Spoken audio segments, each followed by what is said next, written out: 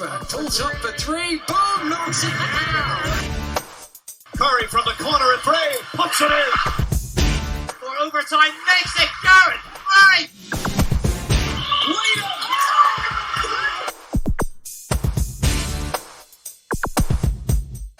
Welcome to the MVP Cast. It is our last edition of the show this year, and for me, Mark Woods, thank you so much for listening all year long.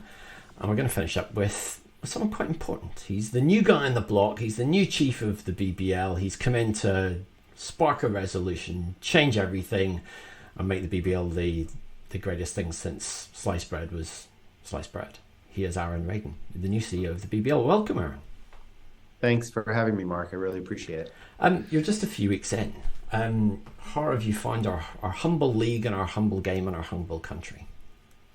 Well, not humble at all, actually.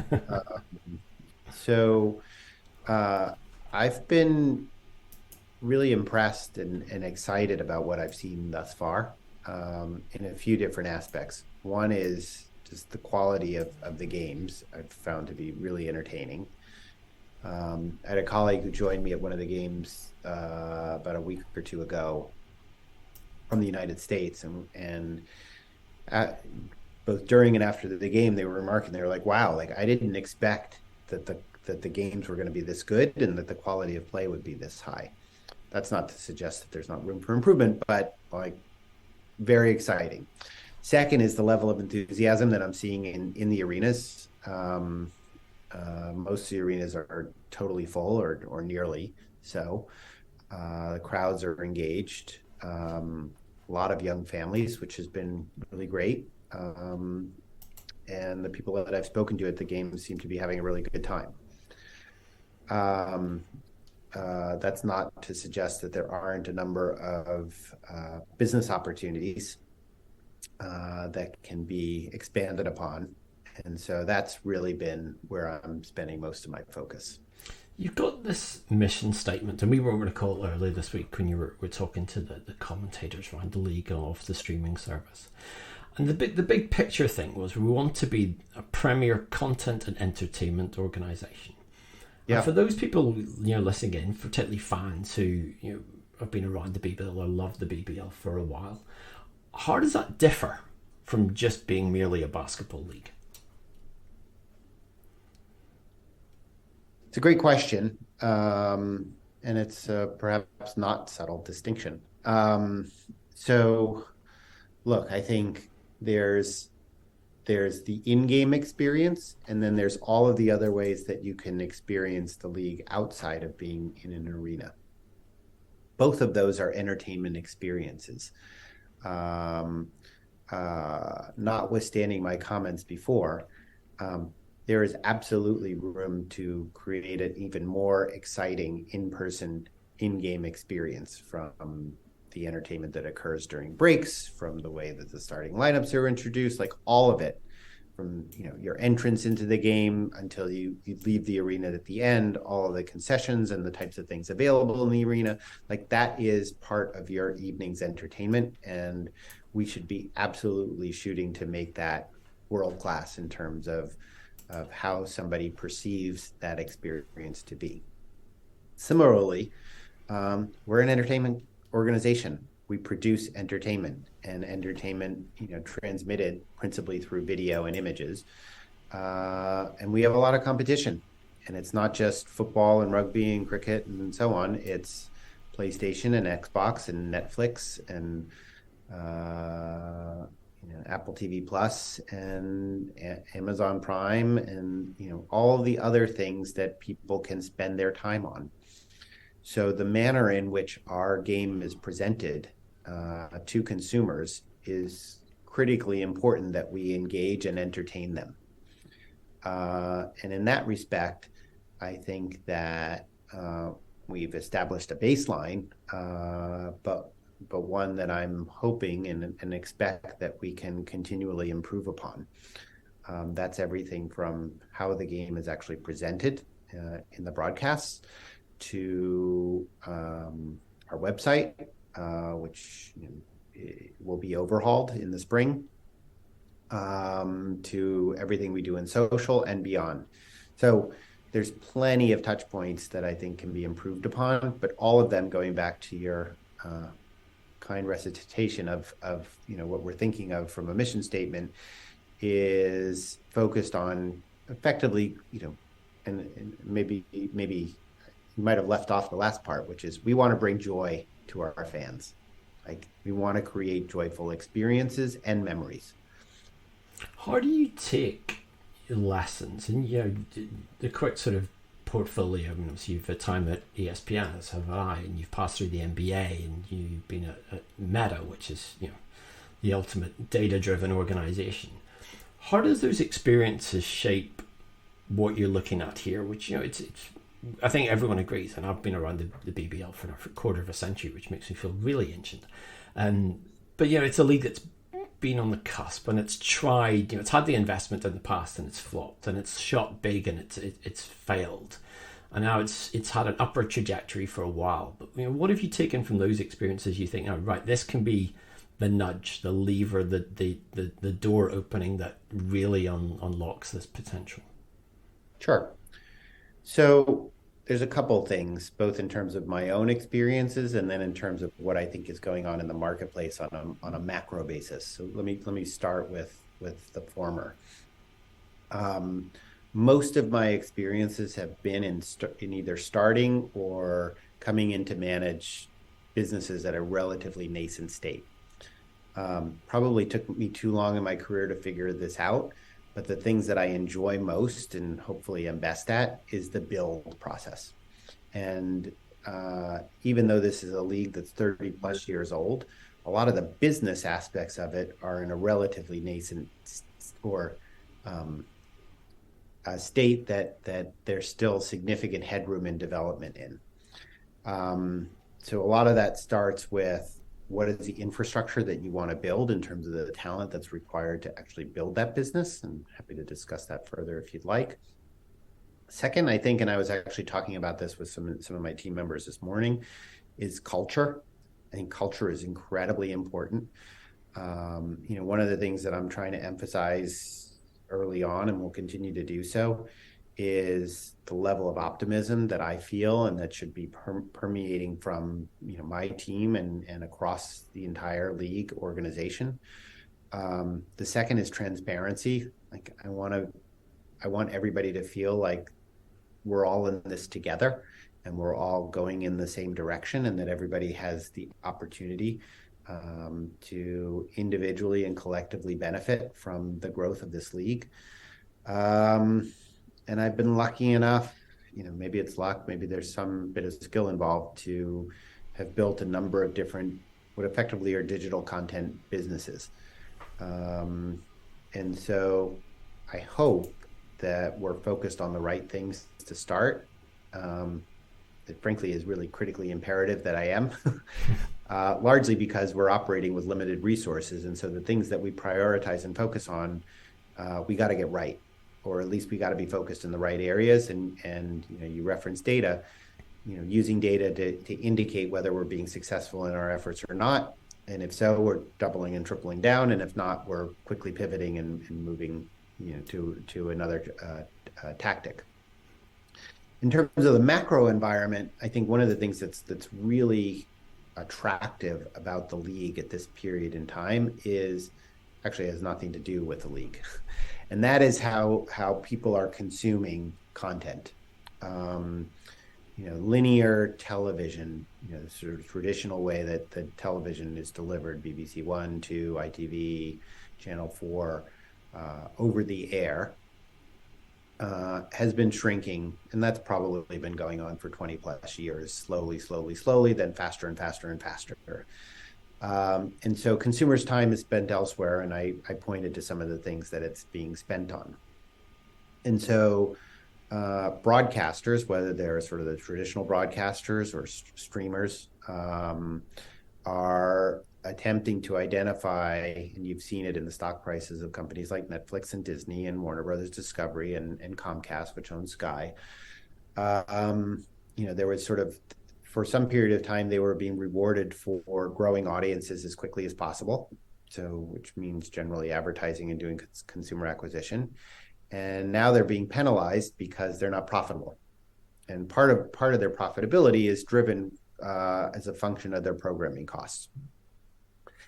So that, combined with the fact that there is enormous demand for live sport content, and there's a number of reasons why live sports is critically important to them. One is it's generally a younger audience, which is attractive to advertisers. Two is that you can't skip the ads when you're watching something live, so that's important. Well, guess what? The BBL produces up to 20 hours of live content a week. So, we've got an audience that, from the data that I've seen, is quite young and attractive to marketers. 70% of our audience, according to our YouTube streaming data, is between the ages of 13 to 34. And on a relative cost basis, we're cheap. To what it costs to produce an hour of television that goes on air. And so, going back to the original points about content, in order to be in the game, we've got to produce a broadcast at a level that is going to be commensurate with the expectations of those types of distribution companies. So it's critically important that we put ourselves in a position to capitalize on all of these factors, and that's what we're attempting to do. Saying that, I mean, that's that content you want to turn into revenue, and you have people like Comcast Sky, or you have Eurosport, or BT, or Discovery now as they are as a conglomerate, and the people who have the budget. And they're a linear, but they're people that are moving into digital. But the spend that they have is on the big ticket items. They're ploughing more into Premier League.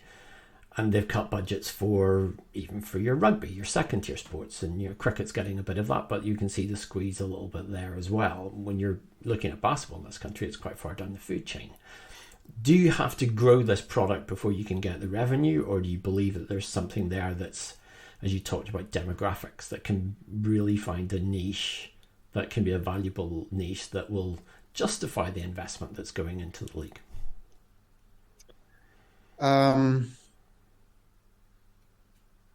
So a couple of things here. One is, I think it will take time to build up the audience, and you're for things like rights, you're typically paid for past, not future performance. So we're going to have to establish a performance level, and we're going to need to be enabled to some degree by a partner or partners to get there. So I expect that we'll have an opportunity to do that. In the interim, there are plenty of tools which will enable us to engage with and prospectively monetize other audiences, principally social. So one of the key, and having worked at Facebook, but even before I worked at Facebook, I worked on businesses that were focused on how do we distribute content at scale to targeted audiences, and integrate brands into that, either integrate brands into that content or have brands sponsor that content. And I think, part of the reason I point out the relative young age of our audiences and why that's attractive to brands is we are in I think a very attractive position to help brands authentically connect with these audiences through content about our league. And that's one of the things that I'm actually really excited about. I think there's a lot of work to be done in terms of operationalizing that and being able to not only produce, but efficiently distribute that content. But going back to your first question about, what in my experience has sort of led me to believe that I have a chance to be successful here, that's one of the key principal areas. And I think it's going to be critical to our success going forward, our ability to successfully do that. You've got a remit to expand this. You were seeing currently Middle Eastern backed consortia looking at Birmingham. Belfast has got its numbers in place to come forward with a bid for a franchise there. So there's big cities that want to join this, and that's, I guess, great for you in terms of the growth of this and being able to find new markets. But then at the other end of the BBL, you've got your Cheshires of this world who play out of small venues in a small market. Plymouth possibly could be considered in that as well. When you're looking long term with this, is there still a place in this league for some of those smaller markets who, they're owner operated? in a sense, where they're run by committees. It's quite old-fashioned. How will they fit into this brave new world? Yeah, I certainly hope so, and I would expect so. I think so. A couple things. One is, if you think of the multiple revenue streams that we hope to be able to generate from the league, there will be those that come from a national standpoint, so broadcast rights, national sponsorships, licensing, and all of that will be pooled and distributed equally amongst the clubs. And then what the clubs can generate from their own local marketplaces. And you could argue that being in a market like London or Manchester is prospectively more valuable than being in a place like Plymouth or Cheshire, and that may or may not be true. The reason I say not is, like, depending on the number of competitive choices you have.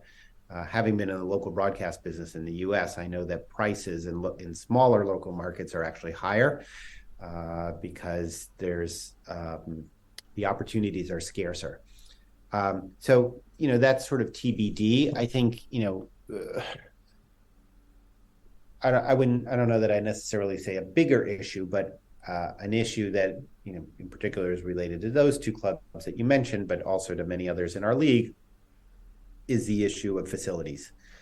And so the facilities are basically the stage upon which we're presenting our play each evening, and having control of those facilities, one, creates business opportunities. So there are two clubs in the league today that have control, Leicester and Newcastle.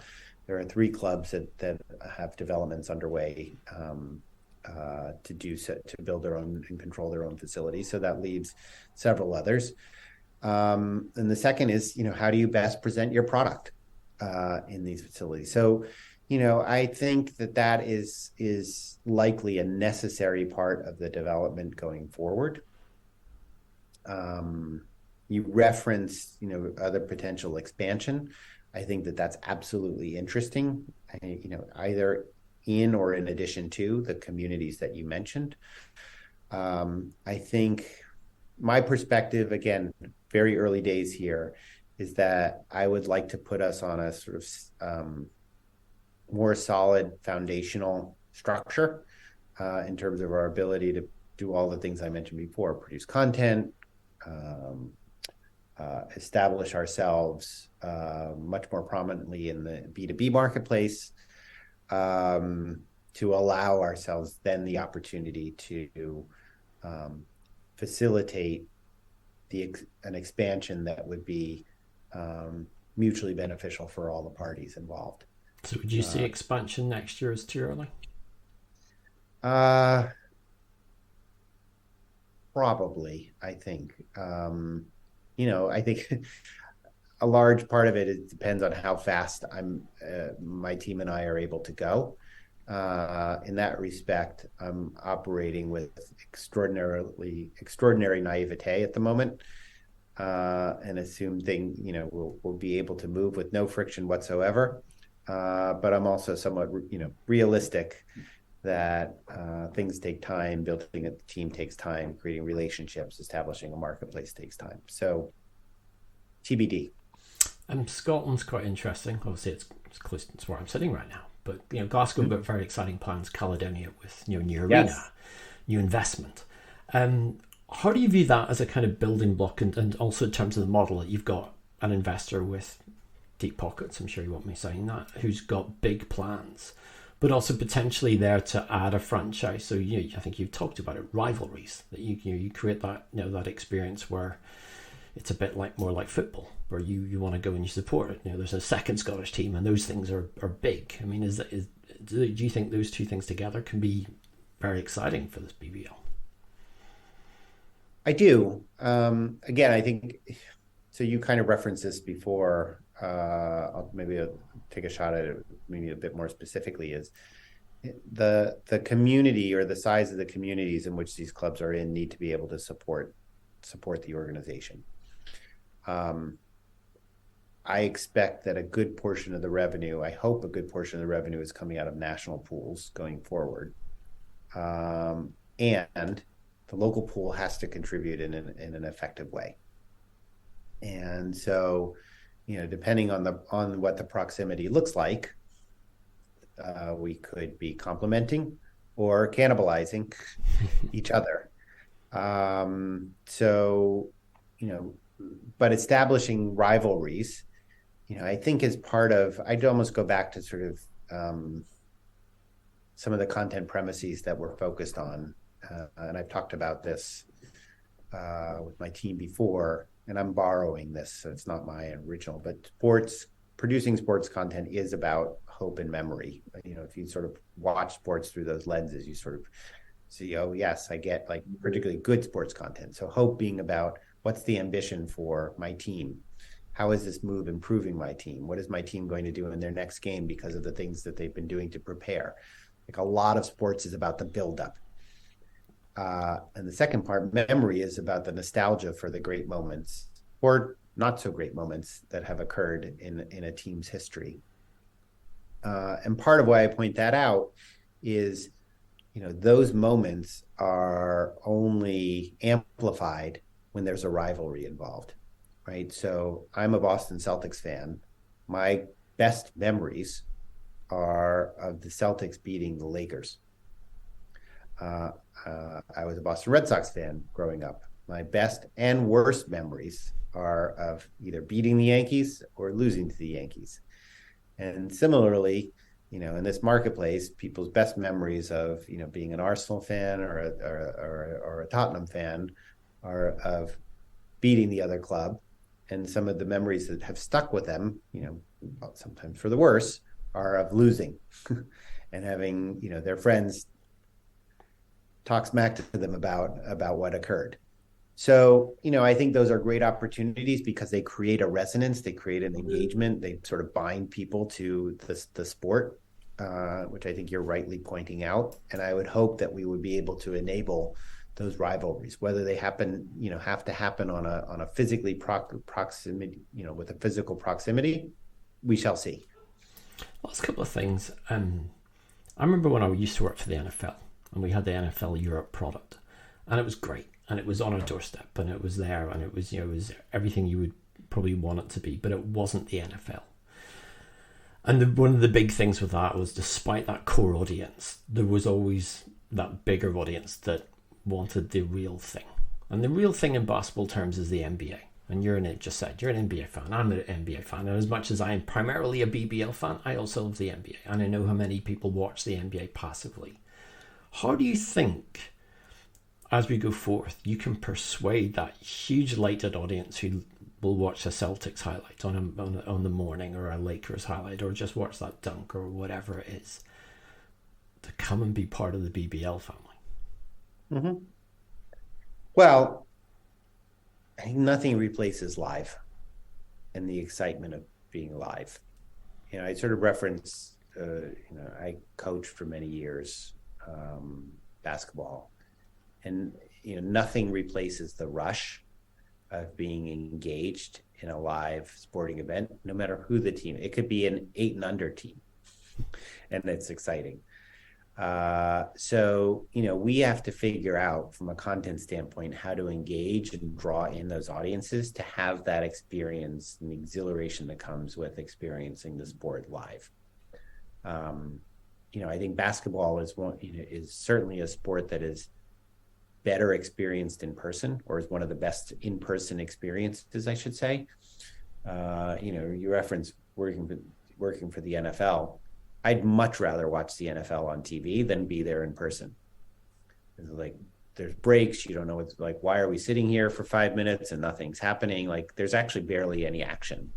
There's nonstop action in a basketball game, as you well know. So, and look, I think, a lot of what I've described from a content perspective is the attempt to replicate that feeling that you have being in person for these games. And as I said at the very beginning, I think the level of play is such that it is exciting. And I'm hopeful that we can create enough awareness of how exciting it is so that we drive more engagement. I'll tell you, Mark, I only recently became aware of it, but there's a organic fan group that's following the London Lions now that, I don't know, there's maybe 150, 200 of them that have just developed over the course of the season. And I had a chance at a recent game to chat with a few of them. And most of them are NBA fans that have sort of discovered and were like just thirsting for something that they could get their arms around and that was local to them in their community and that they could be a part of. So I think that the opportunity exists. It's not easy, but I'm optimistic that we'll figure our way through it. And as we head, we're just nearing the end of 2022. By the end of 2023, what's the big thing for you? What would you, now you've had a look around, you look under the bonnet, the hood as you would call it in America, what would you like to have come this time next year that's changed, has grown, has improved the most? I think all of the things I described, if we execute them well, we will have greatly increased the awareness and affinity for our sport, both in the B2C, our fan community, and the B2B, our marketing partner community. That would probably be the principal metric. And you'll have figured out how to get around London on our crazy tube system. The Elizabeth line has solved everything as far as I'm concerned. There we go. We had that ready for you just in your arrival. So there you go. There's the government investment at work. Aaron, we wish you well. We look forward to the changes, the progress, the evolution of this all, and enjoy your holiday season. Mark, I really appreciate the time, and I'm glad to have you involved and along for the ride. And if you want to keep tabs with what Aaron and his team are up to, you can follow him on Twitter at CEOBBL. So what have you thought about what he had to say about the future of the league? We'd love to hear from you. You can tweet us and tweet about the subject on at MVP_247, or head to our Facebook page and share your thoughts, ideas, and feedback on what he was telling us. Now, that is it for 2022, the year where Spain reigned supreme, where Leicester lit up the BBL, where London Lions were unbeatable in the WBBL, and, well, it was quite a year of basketball in so many fronts on every part of the world. It's been great having your company throughout it. Thank you so much to all my guests over the course of 2022. We're going to take a few weeks off to celebrate Christmas and just celebrate. So thank you again. Have a great Christmas, a very happy new year when it comes from me, Mark Woods. Thank you so much for listening this year. We'll do it all again in the new year. Bye-bye.